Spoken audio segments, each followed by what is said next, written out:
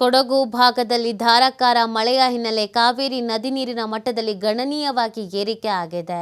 ಧುಮ್ಮಿಕ್ತಾ ಇರುವಂತಹ ಧನುಷ್ಕೋಟಿ ಜಲಪಾತ, ಚುಂಚನಕಟ್ಟೆ ಬಳಿ ಇರುವಂತಹ ಧನುಷ್ಕೋಟಿ ಜಲಪಾತ, ಮೈಸೂರು ಜಿಲ್ಲೆ ಸಾಲಿಗ್ರಾಮ ತಾಲೂಕಿನ ಚುಂಚನಕಟ್ಟೆ ರಾಜ್ಯದ ಪ್ರಮುಖ ಜಲಪಾತಗಳಲ್ಲಿ ಒಂದಾಗಿದೆ.